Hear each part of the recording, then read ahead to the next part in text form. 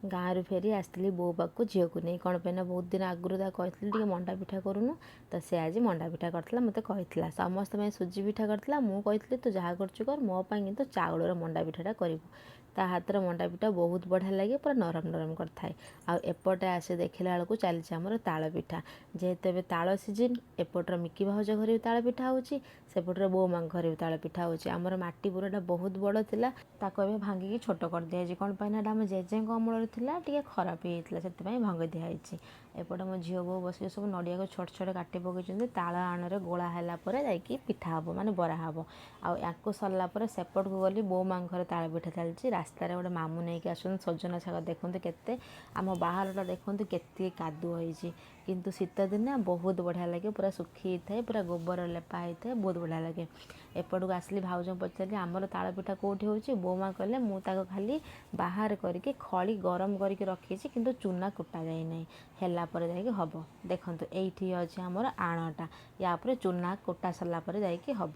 ୟା ପରେ ମାମୁଁ ଭଣଜା ବାହାରିଗଲେ ଚିକେନ୍ ପାଇଁ, ସମସ୍ତେ ଅଛନ୍ତି। ଚିକେନ୍ଟା ନ ଆସିଲେ ତ ହେବନି, ପାଗ ଜମିବନି, ପୁଣି ବର୍ଷା ଦିନ, ବର୍ଷା ହେଉଛି। ଚିକେନ୍ ଆଣି ସାରି ଉଠା ଚୁଲିରେ ବସିଗଲେ ଆମର ଶିବା ରୋଷେଇ କରିବାକୁ। ମୁଁ ଆସିକି ପଚାରିଲି ତୁ ତ ରୋଷେଇ କରୁଛୁ, ବୋଉ କ'ଣ କରୁଛୁ ଏଠି? କହିଲା ମୁଁ ଖଡ଼ିକା ମାରି ପାରୁନି, ମାନେ ଡାଙ୍ଗି ହେଇପାରୁନି।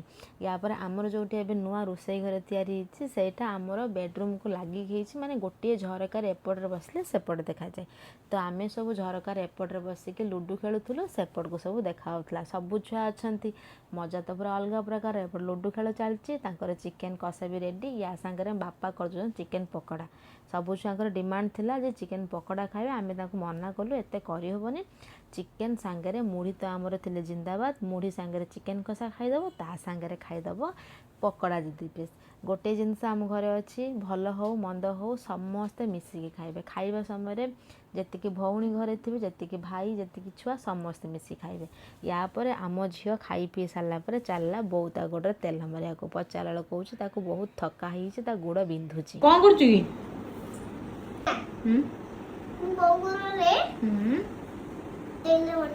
ତେଲ ମାରିଛୁ, ଘଷି ଦଉଛୁ ନା ତାକୁ ଟିକେ? ଆଚ୍ଛା, କ'ଣ ହେଇଛି କି ବୋଉ ଗୋଡ଼ଟା?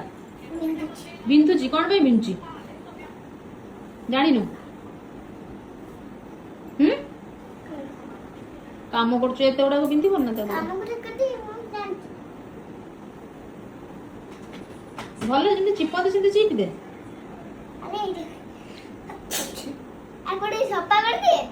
ସଫା କୋଉଟା ସଫା କରୁଛୁ? ପାଉଁଜି? ପାଉଁଜି କ'ଣ ତେଲରେ ସଫା କରନ୍ତି?